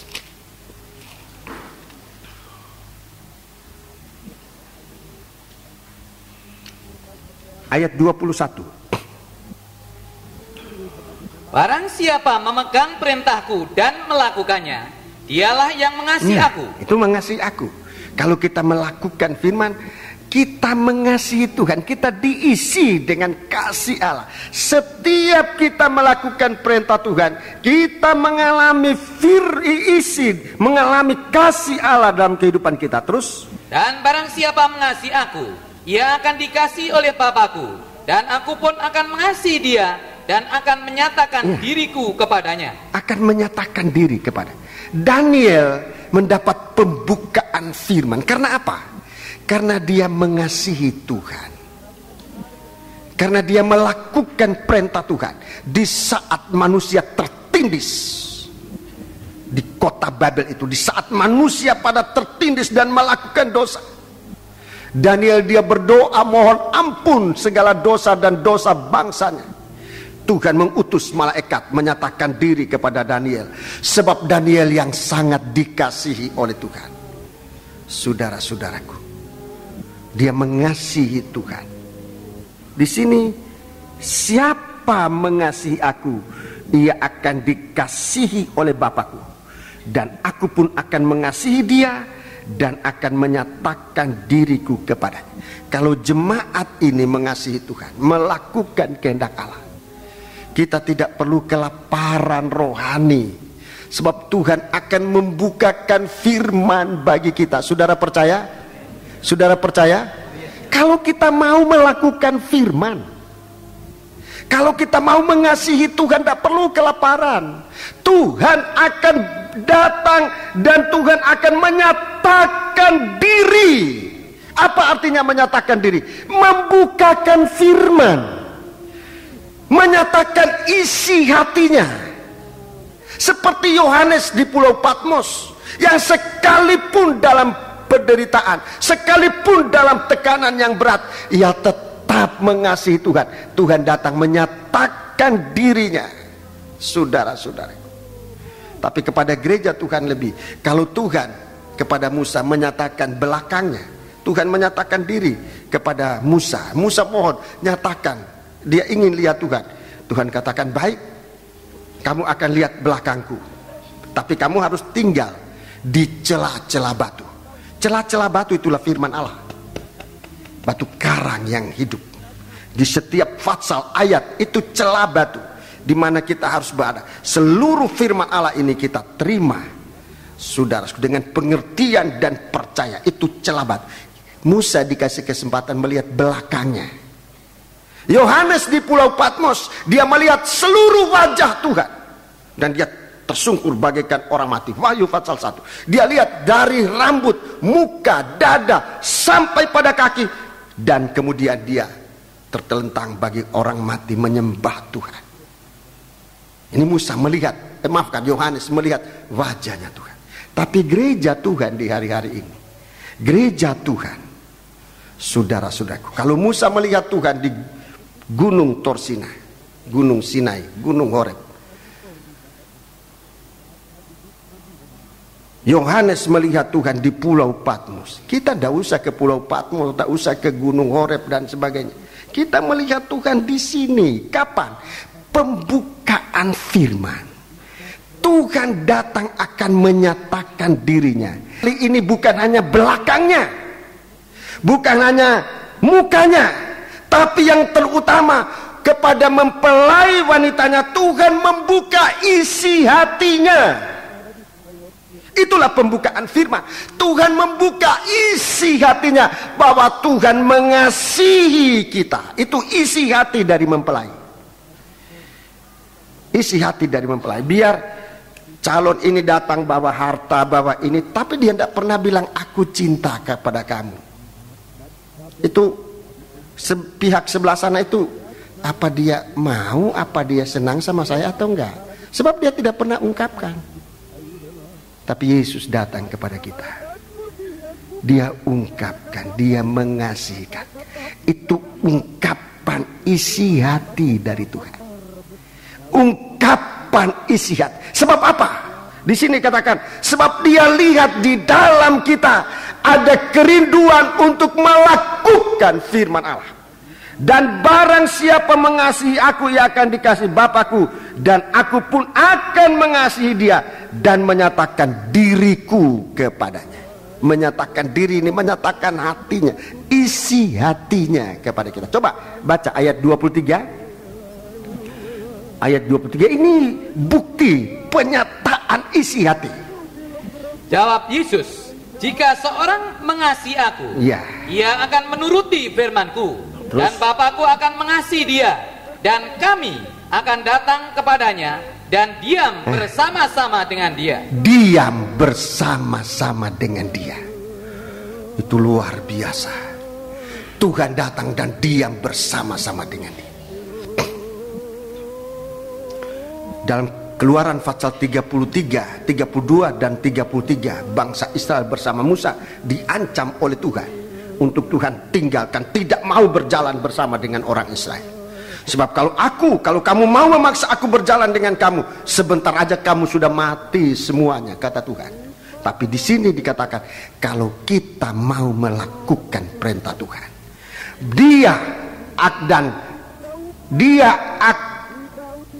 maka Bapakku akan mengasihi dia, dan kami, Bapa dan aku, akan datang kepadanya dan diam bersama-sama dengan dia. Tuhan akan diam dalam gereja Tuhan ini. Dia mempelai pria yang benar-benar menyatakan isi hatinya. Dia mengasihi kita. Soal kehidupan kita ada di dalam kasih itu. Soal kebutuhan kita ada dalam kasih itu. Soal perlindungan kita ada dalam kasih itu. Kalau dia bersama dengan kita. Ayat 24. Ayat 24.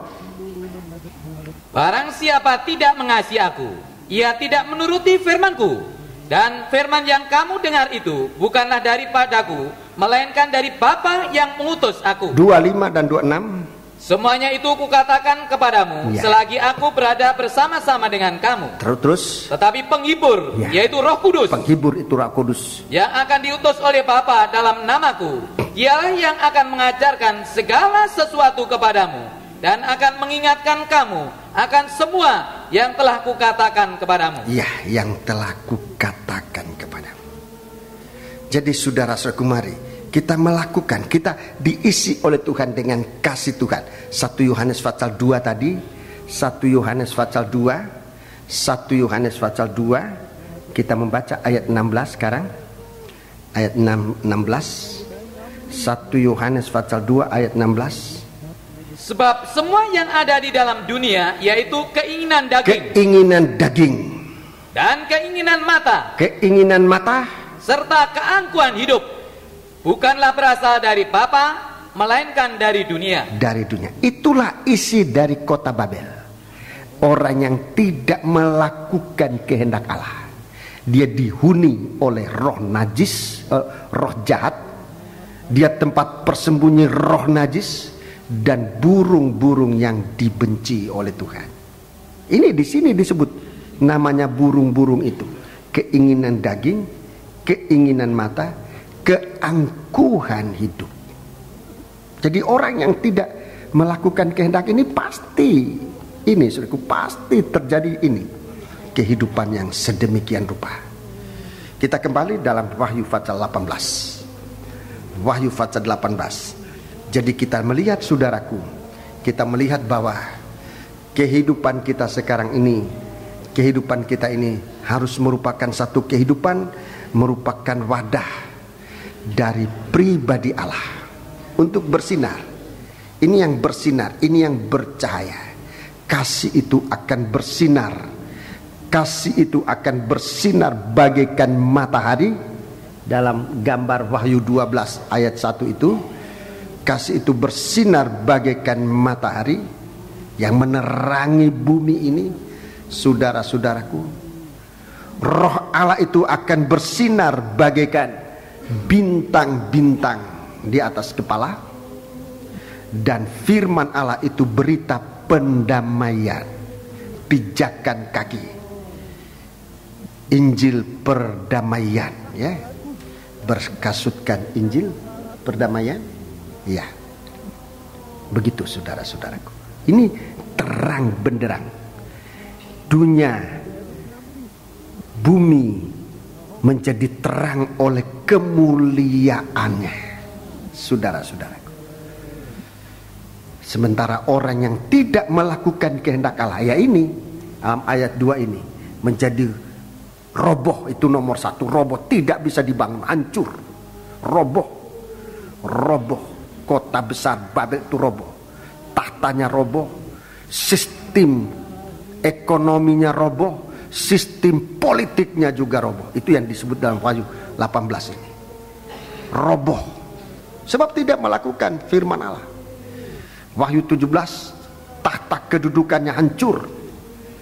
Pasal 18, sistem ekonominya hancur, sistem pemerintahannya, politiknya hancur.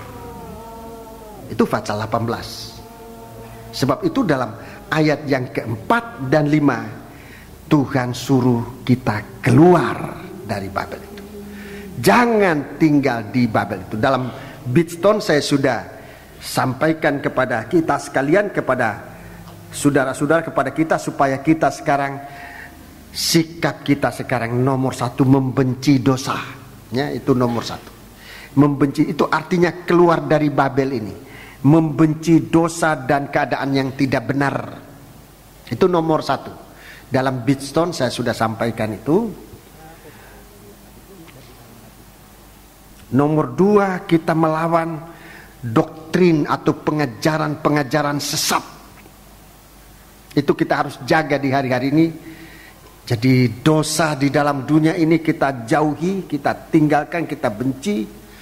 Sekarang doktrin, pengajaran-pengajaran palsu yang memang sasarannya bukan ke dunia, Pengajaran palsu sasarannya gereja Tuhan, lebih khusus lagi kepada hamba-hamba Tuhan. Hamba Tuhan yang mana? Yang tidak memiliki keteguhan dalam pengajaran. Ini kena. Kalau semua pengajaran datang kita terima saja tanpa memperhatikan apakah itu merupakan kebenaran yang ada dalam Alkitab atau tidak, pasti kena. Sebab begitu hebat sistem penggodaan yang akan terjadi akhir zaman. Anak-anak Tuhan yang tidak teguh pada pengajaran firman akan hanyut, gugur dari iman. Sebab itu saudara-saudaraku, meninggalkan Babel dalam ayat 4 ini, ayat 4 dan ayat 5, ini dosa-dosa yang telah bertimbun-timbun sampai ke langit. Pertama, dosa karena perbuatan jahat. Kedua, karena pengajaran-pengajaran sesat. Ini dosa yang lebih sulit untuk dilepaskan. Kalau orang pencuri, orang berzina, begitu dengar firman, dia masih gampang bisa kembali kepada Tuhan. Bukan gampang berarti boleh berzina, tidak diizinkan, tetapi masih ada kesempatan. Tapi kalau orang sudah kena pengajaran sesat, dalam 1 Timotius 4 ayat 1 sampai dengan 3, dia seperti dicap dengan besi panas. Dia dicap dengan besi panas. Dia tidak akan pernah memberi hatinya kepada firman. Sudah sangat tertutup, ya. Jadi meninggalkan Babel itu artinya meninggalkan segala sesuatu yang ada kaitannya dengan pengajaran sesat. Pengajaran sesat, maafkan saudara-saudaraku, sebab ada orang salah mengerti. Kalau saya mengenalkan pengajaran sesat, ada orang katakan, oh, ompong bilang kalau pergi di gereja lain itu sesat. Saya nggak ngomong gitu. Kita juga bisa sesat kalau kita tidak teguh dalam firman. Saya tidak bicara tentang gereja lain, gereja ini, tidak. Pengajaran sesat itu arahnya ke gereja-gereja, termasuk ke kita. Kalau kita sekarang tidak waspada, tidak hati-hati, tidak sungguh-sungguh saat pengajaran disampaikan, nanti akan hanyut. Saya mengatakan ini rasa takut, saudara-saudaraku. Jangan sampai terjadi demikian. Sebab Tuhan mau mempertahankan kita dengan pengajaran ini. Pengajaran yang berdasarkan kebenaran dalam Alkitab, dijelaskan oleh ilham roh yang datang dari atas, akan menjelaskan kepada kita, saudara-saudara. Kemudian yang ketiga yang harus kita lakukan sekarang, takut Tuhan, takut akan Tuhan. Jadi ini yang saya sampaikan dalam Beatstone, sikap kita sekarang, 3 perkara ini. Nomor 1, saudara-saudaraku, benci dosa, membenci dosa dan dan keadaan yang tidak benar. Yang kedua, jauhi segala pengajaran sesat. Yang ketiga, takut akan Tuhan. Rasa takut akan Tuhan. Itu artinya selalu melakukan kehendak Allah. Sekarang kita kembali Wahyu 18 ayat 6 dan ayat yang ke-7. Ayat 6 dan ayat yang ke-7. Balaskanlah kepadanya sama seperti dia juga membalaskan, dan berikanlah kepadanya 2 kali lipat menurut pekerjaannya. Campurkanlah baginya 2 kali lipat di dalam cawan pencampurannya. Berikanlah kepadanya siksaan dan perkabungan sebanyak kemuliaan dan kemewahan yang telah ia nikmati. Sebab ia berkata di dalam hatinya, aku bertahta seperti ratu, aku bukan janda, dan aku tidak akan pernah berkabung. Aku tidak akan pernah berkabung. Ayat 8. Sebab itu segala malapetakannya akan datang dalam 1 hari, yaitu sampar dan perkabungan dan kelaparan, dan ia akan dibakar dengan api. Karena Tuhan Allah yang menghakimi dia adalah kuat. Ya, apa artinya ini? Apa artinya ini? Dalam catatan saya menyampaikan sebisa-bisanya pada hari ini. Pertama, mari kita membaca dalam Mazmur 137. Mazmur 137 ayat 8 dan ayat 9. Jadi di sini katakan balas kepadanya. Jadi bukan cuma meninggalkan, tapi Tuhan berikan kita kemampuan untuk membalaskan. Apa artinya membalas?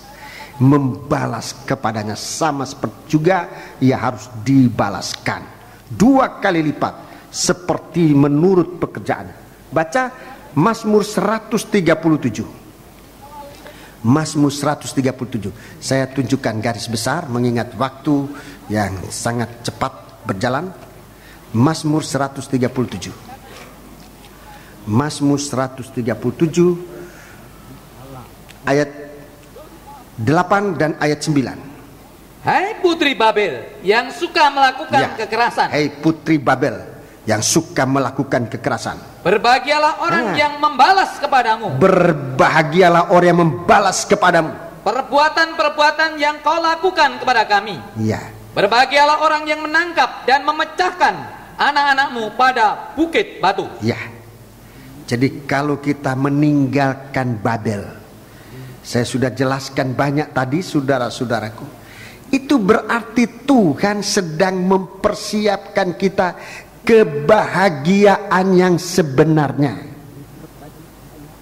Saya ulangi, kalau kita berani tegas meninggalkan Babel, ini suatu pembalasan buat Babel ini yang sudah kejam, yang sudah menghancurkan nikah kita, yang sudah menghancurkan pekerjaan kita, yang sudah menghancurkan masa depan kita. Ini Babel, ini godaan Babel. Sekarang kita tinggalkan.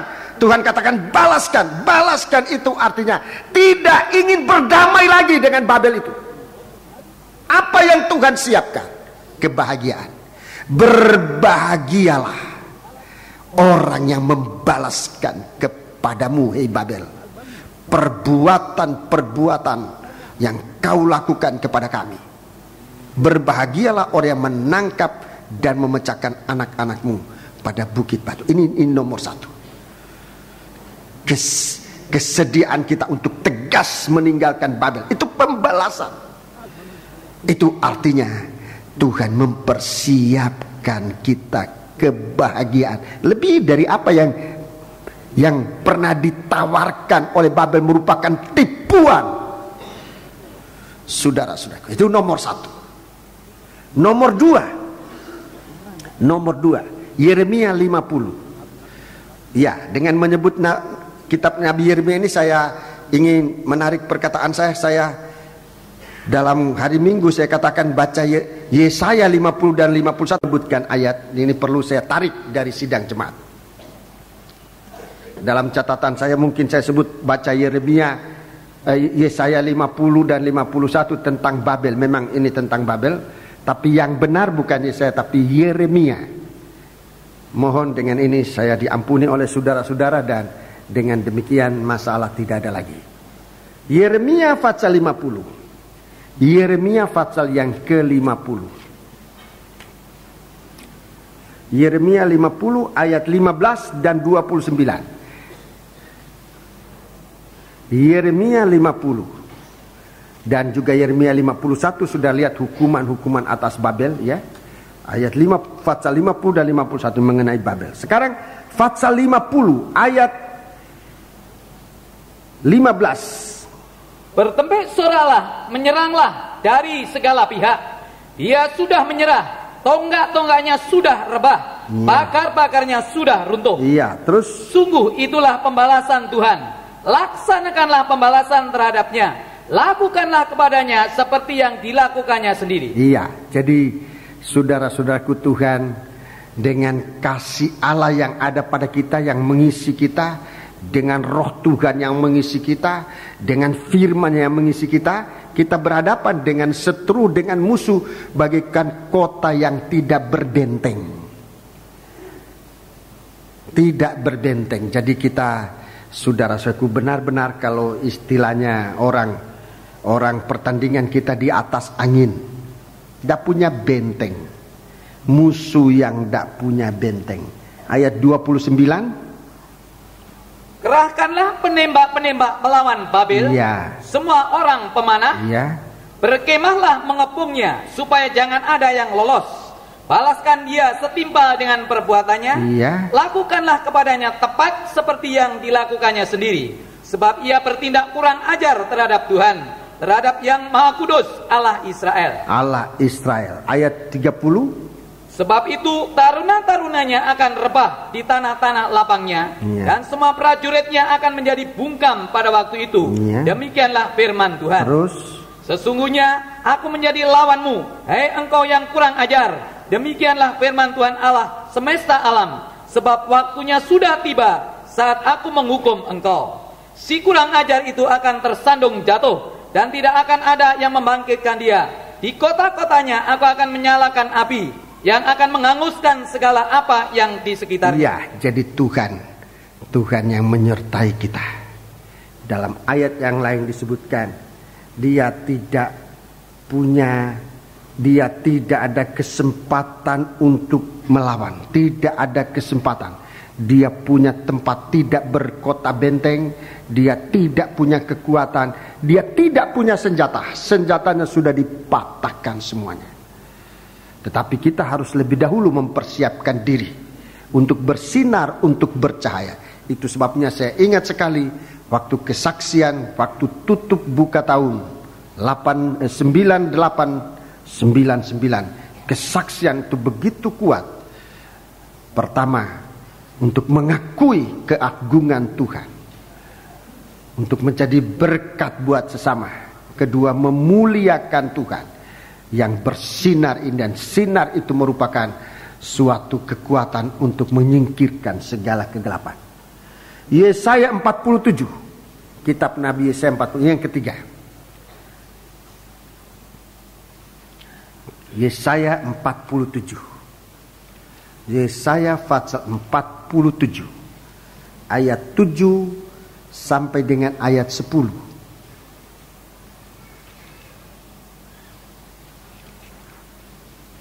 Katamu tadinya, untuk selama-lamanya aku tetap menjadi ratu. Ya, aku bukan janda katanya. Aku bukan janda. Aku tetap jadi ratu. Sedang engkau tidak menyadari dan tidak memikirkan kesudahan semuanya itu. Ayat 8. Oleh sebab itu dengarkanlah ini, hai orang yang hidup bermanja-manja, yang duduk dengan tenang, yang berkata, ulang, yang duduk dengan tenang. Iya. Yang berkata dalam hatimu, tiada yang lain di sampingku. Aku tidak akan jadi janda. Aku tidak jadi janda. Dan tidak akan menjadi punah. Tidak akan punah. Kedua hal itu akan menimpa engkau dalam sekejap mata, pada satu hari juga. Kepunahan dan kejandaan dengan sepenuhnya akan menimpa engkau, sekalipun banyak sihirmu dan sangat kuat mantramu. Engkau tadinya merasa aman dalam kejahatanmu. Katamu, tiada yang melihat aku. Kebijaksanaanmu dan pengetahuanmu itulah yang menyesatkan engkau, sehingga engkau berkata dalam hatimu, tiada yang lain di sampingku. Ayat 11. Tetapi malapetaka akan menimpa engkau. Engkau tidak tahu mempergunakan jampimu terhadapnya. Bencana akan jatuh atasmu. Engkau tidak sanggup menampiknya dengan mempersembahkan korban. Kebinasaan akan menimpa engkau dengan sekonyong-konyong yang tidak terduga olehmu. Iya, terima kasih. Inilah yang terakhir, saudara-saudaraku. Babel yang akan dibalaskan ini. Babel yang tidak bisa bangkit lagi. Babel yang akan kalah. Percobaan yang dikalahkan oleh kekuatan firman dan Roh Kudus dan kasih Tuhan adalah percobaan yang tidak akan kembali lagi. Itu sebabnya menyelesaikan percobaan, menyelesaikan godaan, bagaikan kita menghadapi Babel, jangan dengan kekuatan lain, tetapi melakukan firman Allah. Kalau kita melakukan firman Allah, coba kita lihat musuh yang kita hadapi itu bagaikan kota yang tidak punya benteng. Musuh yang kita hadapi adalah musuh yang tidak mampu melawan. Musuh yang kita hadapi itu adalah musuh yang kalah, yang tidak akan pernah kembali lagi. Sebab itu mari kita mau sungguh-sungguh. Kalau Tuhan perintahkan, balaskan kepada Babel itu. Kesempatan sekarang, di hari-hari ini, kesempatan untuk kita membalas kepada Babel itu. Saudara-saudaraku, untuk menerima kebahagiaan yang sesungguhnya. Haleluya. saat Babel itu dibalaskan. Berbahagialah orang yang membalaskan Babel itu. Haleluya. Puji Tuhan. Inilah yang saya bisa sampaikan bagi kita. Merupakan suatu berita yang datang dari Tuhan untuk kita sekalian terima lewat firman Allah. Saya mengalaskan semua pemberitaan tadi dari ayat-ayat Alkitab. Semoga kita semakin teguh dengan firman Allah ini. Membuat kehidupan kita menjadi buli-buli emas yang berisi mana.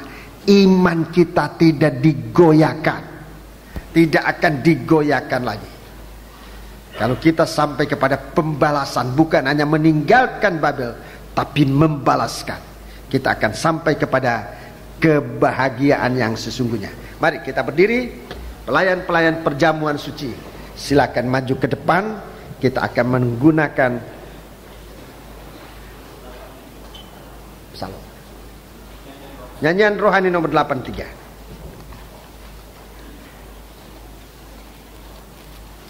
Nyanyian rohani nomor 83.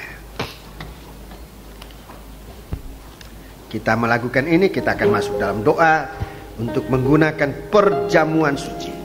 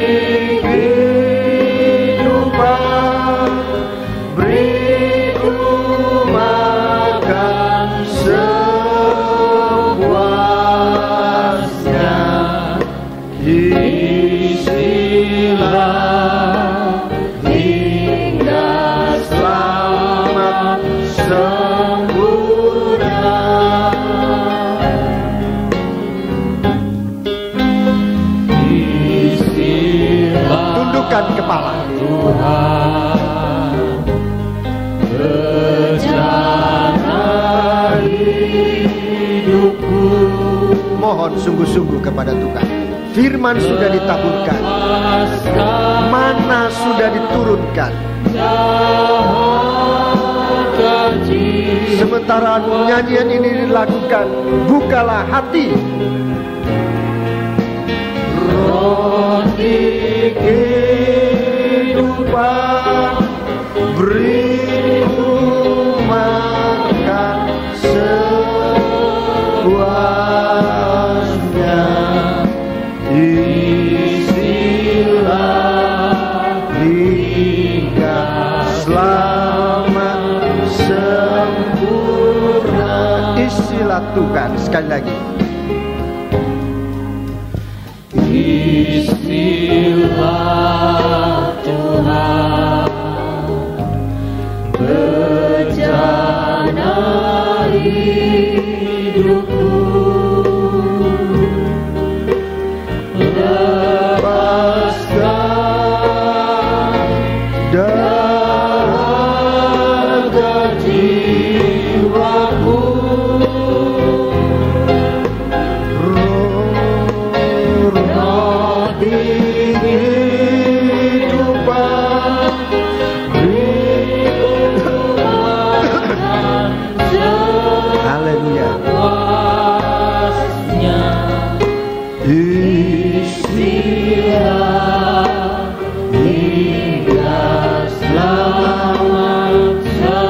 Sekarang dengan mengangkat tangan dua ke atas, mohonlah kepada Tuhan.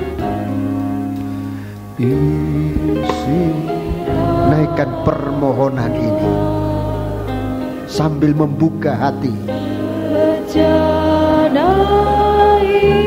Kalau tadi kita menyatakan kerinduan kita, haleluya, agar hati kita diisi oleh Tuhan dengan kasih-Nya, dengan firman-Nya, dengan roh-Nya.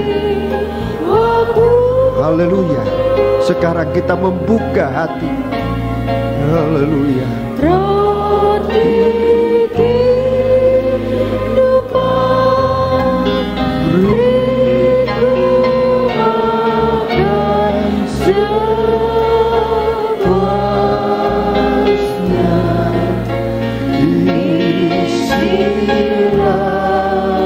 Hingga selamat dengan sambil tetap membuka hati.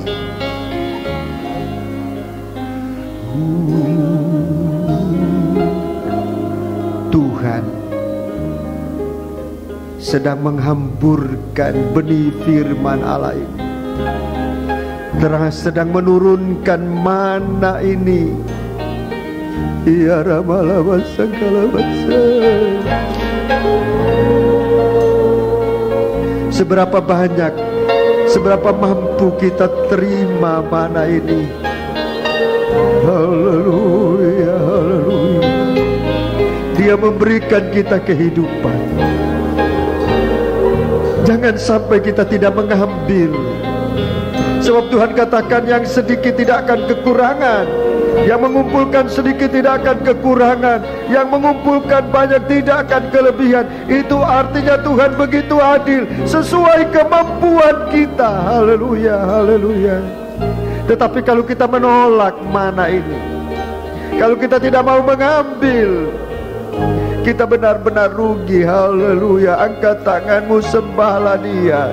Haleluya, haleluya, haleluya,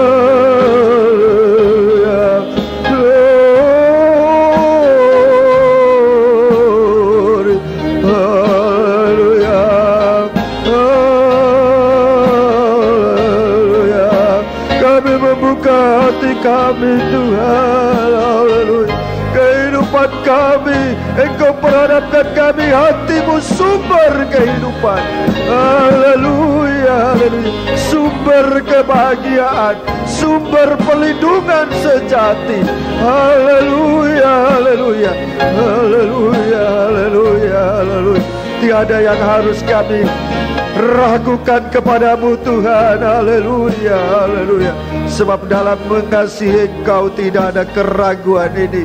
Haleluya, haleluya, haleluya. Terima kasih Tuhan, terima kasih.